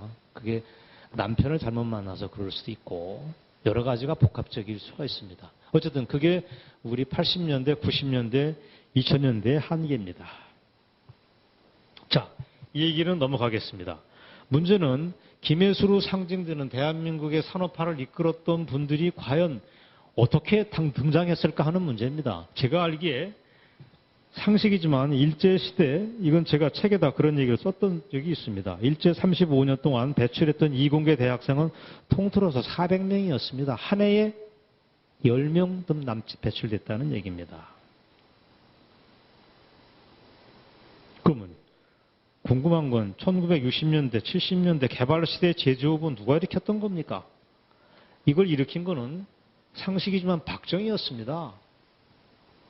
이른바 공돌이, 공순이를 다 만들어낸 거는 우리의 부국의 아버지 박정희였습니다. 금호공고 포함해서 부산기계공고에 관한 위대한 스토리는 여기서 쏟아진 명장들이 한두 명입니까? 왜 이 사람들 얘기는 하나도 꺼내지 않고 전태일이라는 망정만 붙잡고 들어주겠는지 저는 이 나라가 앞날이 캄캄합니다. 제가 알기에 지금 제 아들내미도 공돌입니다. 삼성전자 엔지니어로 있습니다. 그래서 신문을 유심히 보지만 LG 출신, LG 가전 출신이 공고 출신입니다. 공고. 위대한 스토리죠. 세계적으로 저명한 LG전자, 세계 가전시장을 휩쓸고 있는 가전전자의 CEO가 공고 출신이다. 왜 이 사람의 스토리가 우리는 따라가고 싶습니까? 전태일처럼 몸에 석유를 끼얹고 죽고 싶습니까? 참 대한민국의 위선 덩어리입니다. 저는 실로 이해하기 어렵습니다. 자, 이렇게 했는데 제가 잘 알기에 아주 잘 아는 분 중에 하나가 유광호 박사라고 하는 분입니다. 이분이 2년 전에 박사학위 논문으로 중화학공업, 특히 풍산 금속인가에서 배출된 공돌이 공순이들이 어떻게 중산층으로 편입됐나를 연구한 생애사적 연구에 관한 논문을 받았습니다. 어렵지만 잘 썼습니다. 쉽게 얘기하면 중화학공업이 없었더라면 이분들은 시골에서 농촌 과인 인구로 살아갔을 겁니다. 제가 그 사례입니다. 제가 50년대 중반 태생이고 서울에 올라오지 않았으면 지금쯤 땅 파고 있었겠죠. 땅 파고 있는 게 행복한지 서울에서 대학 나와서 자유경제원에서 마이크 잡고 있는 게 행복한지 저는 잘 모르겠습니다. 하지만 분명한 거는 제가 우리 시대 시운을 잘 탔다는 건 분명합니다. 자, 중화학공업의 물결을 탄 사람도 마찬가지입니다. 산업화의 물결을 탔던 저의 동년배들, 윗세대라고 봤자 약간 위, 아랫세대라고 봤자 다 같은 세대입니다. 이분들이 농촌의 과잉 인구로 퇴적되거나 잘해봤자 경공업 부문의 반숙련공으로 추락하지 않고 지금의 중산층으로 일어선 거는 철도철미 중화학공업, 아니 산업화의 덕입니다. 넓게 보면. 평화시장도 마찬가지였습니다. 거기는 우리 꿈의 공장이었었습니다. 어떻게 보면. 전태일은 예외적인 분이었습니다. 세상에 빛과 그늘이 함께 있는데 전태일은 그 빛이 아니고 그늘을 얘기해 주는 사람입니다. 그래서 마이너한 측면이 있는데 대한민국은 끝없이 전태일의 망령을 붙잡고 곡을 하는 나라로 변했습니다. 자, 제 얘기를 마무리를 하겠습니다. 지금도 전태일에 관한 아부, 조영래에 관한 평가는 식을 줄 모릅니다. 우리 시대 최고의 고전으로 얘기되고 애들이 반복해서 읽혀집니다. 그래서 중화일보 지면에 따르면 조영래 추모 행사가 12월 달에 뻑적지근하게 이루어진답니다. 민변 포함해서 난리 버거지를 친답니다. 저는 마지막에 두 번째 패러그래프에서 지적한 대로 이런 부사란 움직임에 별로 관심이 없습니다. 조영래 신화를 덮어놓고 감격하는 그들에게 들려주고 싶은 생생한 얘기가 있습니다. 이런 얘기입니다. 폐암으로 사망하기 전에 조영래는 자기 친구들한테 2, 3년 전부터 러시아가 망하는 걸 자기 눈으로 봤으니까 우리 노동운동이 지나치게 좌편향화되어 있다는 걸 엄청 걱정을 했습니다. 분명합니다, 이거는. 그러면 아까 좀 이따 우리 토론을 해주실 조영길 변호사한테도 그런 말씀을 제가 했지만 조영래 자체도 덜 떨어졌습니다. 냉정하게 얘기합시다. 전태일 평전은 20대, 30대 애들이 쓸만한 뜨거운 책이지만 참 짜증나는 책이었습니다. 대담한 책이고 연글지 못한 글입니다. 이걸 신화화하는 이 시대의 먹물들이 안타까울 뿐입니다. 다만 조영래가 그래도 조영래니까 짝퉁 조영래, 리틀 조영래가 지금 우리가 아는 서울시장 박원순입니다. 그러나 박원순이보다는 똑똑했기 때문에 다행히 이분이 스스로 말년에 빠져나오려고 무진 노력을 했습니다. 좌경운동으로 번지고 있는 노동운동에 대해서 매우 걱정을 했었습니다. 지식인 사회 전체의 좌경화에 대해서 그분처럼 말년에 고민한 사람이 없었습니다. 지금 함부로 손학규를 포함해서 조영래를 얘기하는 사람들한테 조영래 말년의 심정을 너희들이 진짜로 아느냐고 되묻고 싶습니다. 조영래가 지금 또 살아있다면, 살아있으면 뭐 지금도 뭐 60대 후반밖에 안 됐죠. 젊었을 겁니다. 조영래가 살아있다면 아마 이 자리에 앉아서 발제를 하거나 토론을 했을 겁니다. 아마도 내가 젊었을 적에, 소시적 속에 그렸던 전태일은 내 과오에 불과합니다. 라고 얘기를 했을 것입니다. 그게 제가 아는 조영래고 제가 관심 있는 전태일의 모습입니다. 평화시장을 얘기할 때 이제는 더 이상 조영래의 망령으로부터 자유로워집니다. 전태일의 분신자살 얘기로부터 고만 우리가 멀어져야 합니다. 제 얘기가 결코 심한 게 아니고 균형을 잡는 지적이라고 저는 확신을 합니다. 제 발제는 이걸로 마치겠습니다. 이상입니다. 전 실무적으로 이제 노동 관계를 이렇게 좀 주로 다루는 법률가이고, 주로 또 기업 측에서 과도한 노동 운동에 대해서 좀 바로잡는 일들을 해오면서 특히 계급투쟁주의라는 이념형 노동운동의 그 문제점을 어떻게 회사 측이 잘 대응하고 관리할 것인가를 이렇게 하면서 그 이념의 지도 이념 중에 지도 이념 확산에 결정적인 기여를 한 이 전태일 평전 내 문제를 좀 주목해서 이 관리자 교육을 할 때 지난 한 10여 년 동안 이 전태일 평전을 균형 있게 바라보는 부분에 대해서 많은 좀 교육과 강의를 좀 해온 면이 있는데요.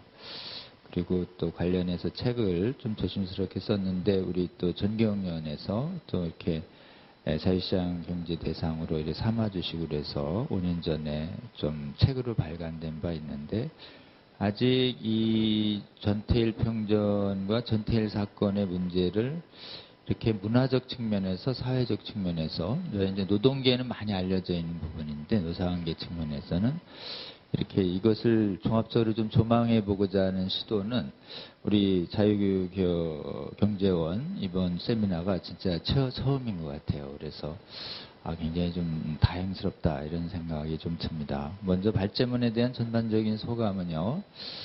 이 조영래 변호사의 저서인 이 전태일 평전 이래 전태일 분신 사건의 장소적 배경인 이 평화시장은 주로 노동자에 대한 억압, 착취, 비인관화라고 하는 이 자본주의의 폐해나 참상을 증명하고 앞으로 노동자가 주인되는 새 세상이 반드시 도래해야 한다라고 하는 그런 당위를 정당화시키는 장소로 그동안 평가되어 왔습니다.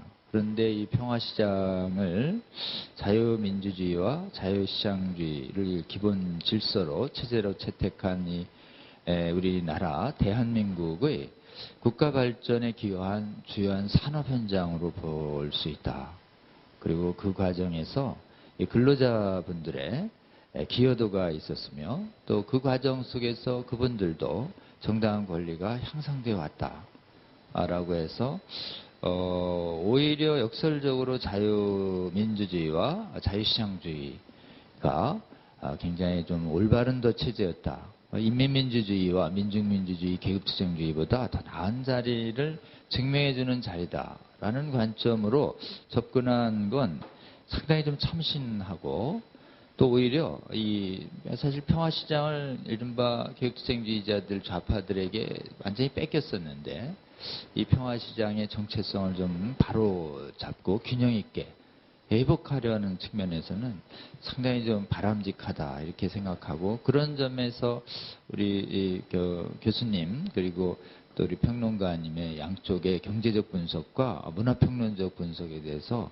굉장히 좀 공감하고 동의하고 그렇습니다. 우리나라의 지나온 과거를 평가하는 데 있어서 부정적 관점만 또 좌파적인 사고만 이렇게 한 것을 극복하고 또 긍정적인 실체도 아울러 고려하는 종합적이고 균형 있는 사고. 이것은 우리 조국의 지속 성장을 위해서 가장 기초적으로 해야 할 지성인의 자세다 이렇게 생각을 합니다. 그런데도 유감스럽게도 이 전태일 사건은 이 자유시장주의, 자유민주주의를 적대하는 이것이 반드시 이 노동자를 위해서 사라져야 할 체제로 보는 관점에서 서술된 이 조영래의 저서인 전태일 평전의 관점으로만 바라보는 것이 지금까지는 압도적인 다수입니다. 특히 지금 검정 교과서에서 우리나라 현대사에서 가장 높이 평가되는 인물로서 빠짐없이 들어간 인물이 이 전태일입니다. 그리고 중고교 학생들에게 교사들이 추천하는 도서 리스트업에 보면은 넘버 원이 전태일 평전이고 2등하고 거의 더블 차이가 날 정도로 이 미래 세대에는 이 전태일 평전이 뭐 광범위하게 읽히고 있고 노동계의 베스트셀러 중에 하나입니다. 그래서 실질적으로는 이른바 범좌파 진영의 압도적 다수의 베스트셀러고 이 전태일 평전의 이 발제문 보면은 장기표 씨가 이 전태일 평전은 노동운동, 민주화운동의 성경과 같은 것이다. 이렇게 평가할 정도의 이 상징성과 무게감을 차지하고 있습니다.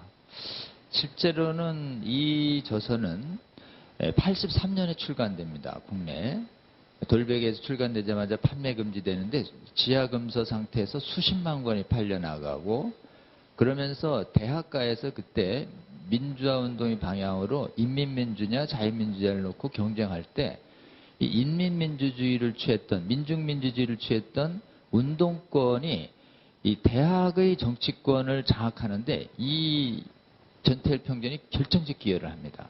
전태일 평전이 대중화되면서 운동권의 대중성을 획득하게 되고 그렇게 해서 운동권이 총학을 접수한 후로 10년, 20년 장기 집권 대학의 지성을 장악했기 때문에 이 대학에서 제적되고 졸업한 수많은 사람들이 다 계급투쟁주의 이념의 일종의 자비랑 선교사들이 돼가지고 전국의 노동 현장에 들어가서 노동운동가들을 소규모 그룹 스터디를 해서 이 전태일 평전부터 시작해서 자기들이 배운 이념 서적과 경제학 서적과 철학 서적과 전략 서적을 헌신적으로 가르쳐 가지고 오늘날의 각 노동운동과 각 언론, 문화, 사회, 정치, 경제 리더들을 키워낸 것이 이 책의 기초가 돼서 이렇게 되고 있습니다.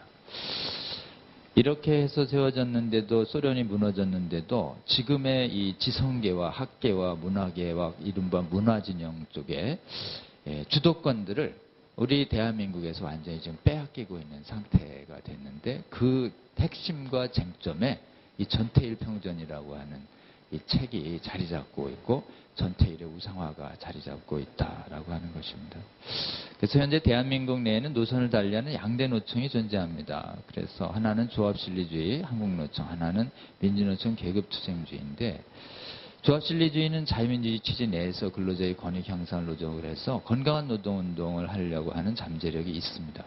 그러나 계급투쟁주의는 현 자유시장 자유민주주의는 반드시 멸망돼야 할 자본가들의 체제로 규정하고 반드시 노동자가 주인되는 새로운 신세벽은 온다라고 하는 체제 변혁적인 전망을 추구하면서 노동운동을 하고 있거든요. 전 세계 노동운동 중에 이렇게 이미 무너져버린 계급투쟁주의를 지도 이념으로 하는 노동운동 단체가 다 소수로 전락했습니다. 대한민국 빼고. 오직 대한민국만 과반을 점령하는 특이한 현상을 보이고 있는 것입니다. 그 정점에 이 전태일 평전이 있고 거기다가 한반도 북한이 무력 공산화 세력이 있는 상태에서 굉장히 중대한 안보적인 위기도 될 수도 있는 특히 우려스러운 것은 지금 초중고등 학생들이 한 600만입니다. 이 중에 대해서 계급투쟁주의 이념을 지도 이념으로 삼고 있는 선생님들 단체가 있는데 무려 6만 명의 선생님, 한때는 9만, 10만이 가입했던 전교조가 있습니다. 이분들이 이 전태일 평전의 이념적 무게 아래 단결해서 자라나는 600만의 미래 세대들에게 전태일 평전에 담겨져 있는 반시장주의적인 반자유민주주의적인 계급투쟁주의가 지금의 대한민국의 공사교육 난마의 물문하고 전국의 교육 현장에서 이게 확산되고 있다. 그러니 시간이 흐르면은 자연히 완화될 것이다. 그 오산이에요, 오산. 오히려 시간이 흘러서 의식적인 노력을 하지 않으면 점점점 이 계급투쟁주의적인 관점 문화 세력이 커가고 앞으로 아마 전태일과 전태일 평전을 진 조영래 우상화의 움직임은 앞으로 더 거대해질 가능성이 있다. 이런 생각이 듭니다. 그래서 사실 전태일 사건은 그 사건 자체는 이 조영래 변호사가 계급투쟁주의적 관점으로 해석을 한 전태일 평전적 관점에 문제가 있는 것이지 전태일 사건 그 자체는 계급투쟁주의적이지 않습니다. 그래서 자유민주주의 발전을 위해서도 어쩌면 필요할 수도 있는 건강한 노동운동의 관점에서도 전태일 평전을 볼 가능성이 충분히 있는 것입니다. 이런 측면에서 평화시장을 계급투쟁주의 노동운동뿐만 아니라 산업화에 기여한 근로자들의 관점에서 바라본 발제문, 특히 근로자들의 가난의 극복은 체제 변혁적인, 체제 파괴적인 노동운동을 통해서 근로자들의 가난이 극복된 것이 아니라 그들이 궁극적으로 무너뜨리려고 했던 자유시장주의가 발전하면서 자연스럽게 가난이 극복했다라고 하는 측면에서 어찌 보면 계급투쟁주의 허구성을 증명하고 있다는 점에서도 발제문에 대해서 좀 동의합니다. 그래서 아울러 지금까지 실패해버린 계급투쟁주의의 기초인 전태일 평전을 무비판적으로 이렇게 분별력 있는 미래 세대와 아직 분별력 없는 사람들에게 추천도서로 권장해온 지금까지 행태는 정말 중대하게 바로 시급히 좀 바로 잡아줘야 된다 이런 생각이 듭니다. 우리 조우석 평론가님 말씀하신 것처럼 실제로 조영래 변호사님은 돌아가시기 직전에 사회주의 멸망을 경험하고 나서 이 전태일 평전을 읽고 수없이 자살하는 젊은 세대들에게 나 때문에 죽는 거 아닌가. 계속 자책을 하였다고 그래요. 그러면 사실은 공개적으로 야, 이 자살은 잘못된 거야. 그리고 계급투쟁주의에 기초한 전태일 평전의 세계관은 무너졌어. 이렇게 얘기하고 가야 되는데 그걸 침묵하고 그냥 자신만 살짝 전향해서 인권 변호사의 삶, 혁명가의 삶에서 인권 변호사의 삶 살다가 그냥 자신이 남겨놓은 이 유작이 얼마나 큰 한국 사회에서 부담을 줄지 모른 채 이 유작을 계급투쟁주의자들이 우상화하는 곳으로 지금까지 수십 년간 살아오게 되는 것이죠. 이런 측면에서 사실은 전태일 평전의 내용 중에서 전태일 평전들이 지금 미래 세대에 계속 읽혀지고 있기 때문에 전태일 평전 중에 공감해야 될 내용과 전태일 평전을 구성하고 있는 잘못된 패러다임들을 잘 알려줘서 미래의 세대들과 많은 사람들이 전태일 평전이 가지고 있는 편협한 세계관이 있습니다. 이게 조영래 변호사님이 20대 후반과 30대 초반에 쓴 책이에요. 굉장히 지적으로 미숙할 때 쓴 책입니다. 이미 이 프레임 자체가 틀린 게 많아요. 그래서 현실의 모든 참상을 소유의 자유를 허용하고 있는 시장주의에 돌리고 있고 해결을 위해서는 대화는 안 되고 무조건 투쟁과 협력해야 되고 목숨을 버리는 자살은 정당하다. 뭐 이런 식의 굉장히 위험한 사고가 많이 있는데 지금 우리 경제학자분의 사고나 또 우리 평론가님 사고처럼 전태일 평전의 잘못된 프레임을 공격해주는 우리나라의 많은 성숙된 정치학자 또는 경제학자 또는 문화학자, 역사학자들, 특히 철학자들, 법학자들이든 이런 분들의 시도가 앞으로 광범위하게 일어나야 이 전태일 평전의 프레임에 무비판적으로 살려가는 상당히 많은 미래 세대들도 드러날 수도 있고 또 많은 노동운동의 방향이 바로잡혀지지 않겠나 싶습니다. 지금껏 누구도 언터처블 이슈, 굉장히 건드리면 안 되는 성역화되어 있는 이 전태일과 평화시장, 조영래 이슈를 그래도 이 시대의 선지적 관점에서 진짜 이 자유기업원에서 경제원에서 정면을 세미나 주세를 담아가지고 그 오류를 극복하고 바로 잡아야 이 나라의 미래가 바로 선다고 본 것은 대단히 잘 잡은 방향 설정이고 앞으로 이런 전태일 평전과 조영래 평전을 극복하는 문화운동이 앞으로 활발하게 전개돼야만 이 부분의 영향력도 부정적인 영향을 차단하는데 기여할 수 있지 않을까 개인적으로 생각하면서 이런 자리를 마련해 주신 자유기업원한테 감사를 드립니다. 고맙습니다. 저도 이어서 전태일 평전 이야기를 조금 하고 그 다음에 저는 지금까지 계속 이념 전쟁 안에서 이제 저도 있으면서 저도 이렇게 싸우는 일을 빠른 시일 내에 그만두고 예컨대 뭐 통일이라든지 그 이후에 있어야 할 비전을 세우고 하는 큰 집 짓는 일을 하고 싶은데 지금은 이 집을 지으려고 벽돌을 하나 쌓으면 두 개를 부셔버리고 시멘트를 섞으면 엎어버리는 사람들이 있기 때문에 어쩔 수 없이 그들과 싸우고 있는 중입니다. 그래서 지금 이념 전쟁 안에서 결국 전태일 평전에 대한 이야기를 하지 않을 수 없고 앞에 계시는 선배님들께서 전태일 평전에 대해서 문제점을 잘 지적해 주셨는데 그래서 저도 한번 이 전태일 평전에 대해서 한번 읽어보고 어떤 문제들이 실제로 있는지 이번에 교과서 이야기하는 것들도 어떤 부분에서 문제가 있는지 한번 찾아보면은 구체적으로 나오듯이 여기도 이제 이 평전의 전체에 걸쳐서 한 100번 이상의 우리가 살고 있는 사회 질서에 대한 반감을 담은 문장들이 이제 기술이 되어 있거든요. 그걸 보면은 이제 강자의 현실이 만들어 놓은 틀, 봉건 시대 아래 잔존해 오고 있는 억압과 피억압의 관계, 강자를 위한 하나의 도구, 기능, 노동력으로 전락해버린 인간상, 인간을 비인간으로 만드는 사회, 노예사회, 악마와 같은 현실의 벽, 인간을 학대하고 짓밟아 불구화하는 그리하여 현실이 쓰다버린 쪽박으로 만들어버리는 저 잔혹하고 비정한 현실의 냉혈한 얼굴, 부유하고 강한 자들의 세상, 생존 경쟁이라는 악마, 뭐 이런 식으로 해갖고 계속해서 나오고 있는데 이 문제가 그 당시 평화시장 안에서 있었던 그 사례들에 대해서 비판을 하는 것뿐만이 아니라 우리나라의 체제 전체에 대해서 아예 부정을 하고, 예컨대 여기 보면은 경쟁이라는 것 자체를 부정하려는 듯한 시도가 많이 있습니다.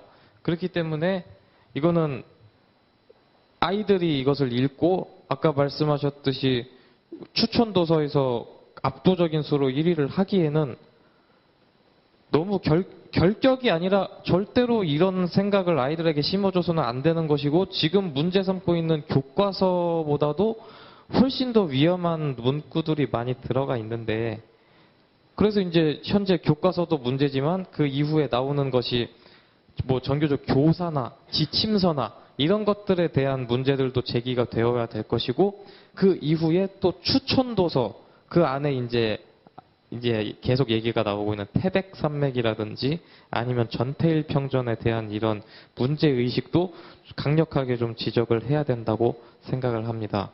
그래서 평화시장 안에서, 그리고 평화시장 하면은 계속 지금 나오는 게 노동운동이랑 민주화 이야기만 계속 나오고 있는데, 이 평화시장은 대한민국 역사의 긴 흐름을 압축판처럼 담고 있는 그릇이라고 생각합니다.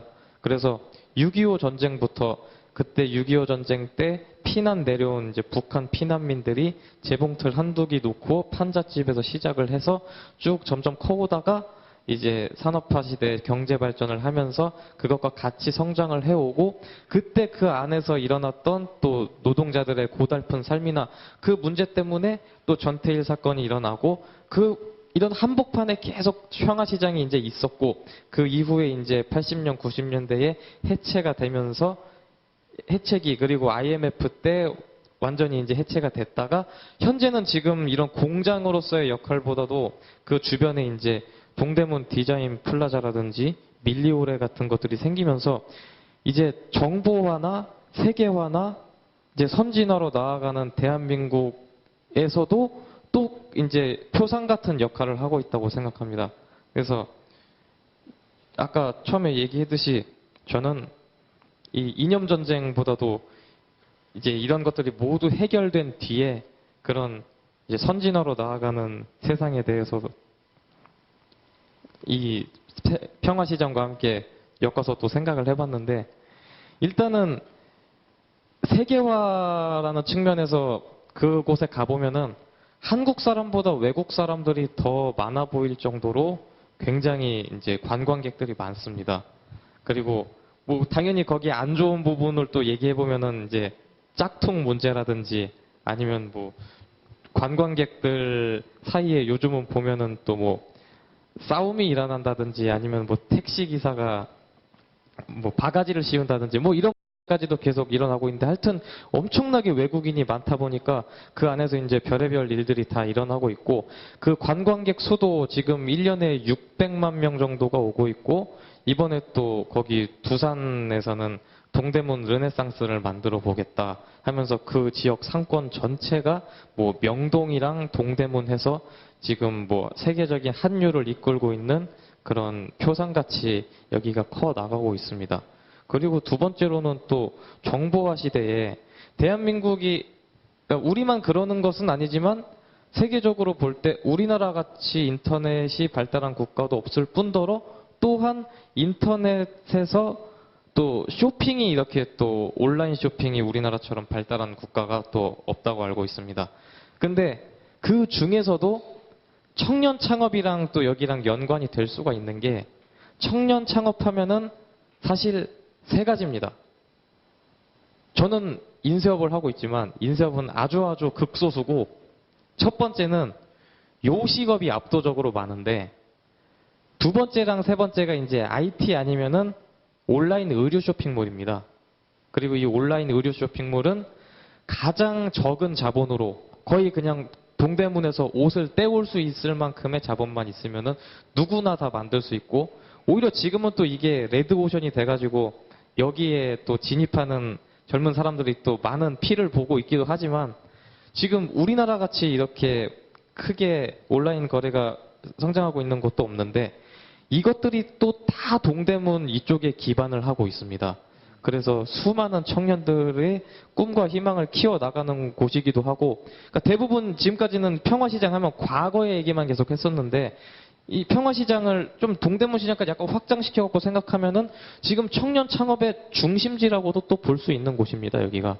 그래서 지금 제 주변에서도 이런 장사한다고 하면은 다 거기에 뭐 점포를 낸다든지 아니면 일본이나 중국에서 무역을 해서 뭐 옷을 떼와갖고 자기들이 뭐 디자인하고 사진 찍고 해갖고 온라인에 올려놓고, 요즘은 또 인터넷으로 하는 것도 또 9세대라고 되고, 요즘은 또 SNS로 팔고 물건을 그렇게 하고 있습니다. 그리고 그래서 이제 여기가 이제는 1기가 산업화, 2기가 민주화라면은 이제 3기 새로운 세계화, 정보화, 선진화로 나아가는 그 중심에도 또 평화시장이 함께 있다고 생각하고, 앞으로의 또 여기에 역할도 기대가 될 수 있을 것 같습니다. 마지막으로 제가 또 거기서 장사를 했었습니다. 그 짧은 경험을 말씀드리자면, 제가 또 옛날에 저기 캐릭터 인형을 만들어 갖고 팔고, 그걸 또 티셔츠에 찍고 팔고 그렇게 한 적이 있었습니다. 그래갖고 제가 여기 가보면은 동대문 시장 주변에 보면은 이 소호 사무실, 건물 전체가 소호 사무실인 곳들도 있는데, 거기에 칸칸이 이렇게 독서실처럼 나눠져 가지고 월세 20만 원을 내면은 거기서 컴퓨터 한 대 놓고 동대문에서 옷 가져와 갖고 이런 식으로 파는 그런 식입니다. 거기에 칸칸이 다 청년 창업가들이 다 들어가 있습니다. 그래갖고 그나마 그때 한 1년 정도 그 사업을 하면서 제가 그 또 옆에 있는 사람들이랑 대화해 볼 수 있는 기회도 많이 생겼었고, 사실 제가 청년 일자리나 창업 운동을 한다고 하면서도 제가 사실 취업 준비하는 사람도 아니고 그런 거 준비한 사람도 아니니까 이런 제대로 된 대화를 나눠볼 기회가 필요한데 사실 지금 없거든요. 없는데 그래 그때 좀 1년 동안 그렇게 경험을 해 놓은 게 있어가지고 그나마 지금 대변이라고 조금은 할 수 있다고 생각을 합니다. 그렇게 일을 하면서 진짜 평화시장 옛날 사람들처럼 계속 아침부터 밤까지 그 안에서 물건 떼고 거기 있는 사장님들 만나서 가격 비교하고 계속 그렇게 다녔습니다. 그래서 뭐 솜도 사오고 천도 사오고 중국에서도 가져오고 그런 식으로 했었는데, 뭐 결말은 그래서 간신히 본전만 어떻게 좀 얻고 어떤 계기로 인해서 그걸 그만두면서 제가 결국 현재 사회운동을 하게 이쪽으로 아예 오게 된 계기가 따로 있었는데, 그런 식으로 해서 제가 또 짧은 평화시장에서의 경험이 또 있었습니다. 그래서 평화시장은 50년대 이후 한국 현대사의 압축판이라고 해도 좋을 만큼 많은 면면을 담고 있고, 경제성장과 노동운동, 민주화와 IMF 이후 세계화와 정보화로 하루가 다르게 발전하는 대한민국에서 어떻게 또 적응하고 변화할지 기대해 볼 만하다고 생각합니다. 감사합니다. 뭐 여러 가지 뭐 오늘 말씀하시는 중에 좋은 아이디어도 좀 이래 또 이랬습니다. 앞으로 계속 이런 거를 좀 추진해 보도록 합시다. 그렇게 약속드리면서 오늘 정책 토론 이것을 마치도록 하겠습니다. 감사합니다.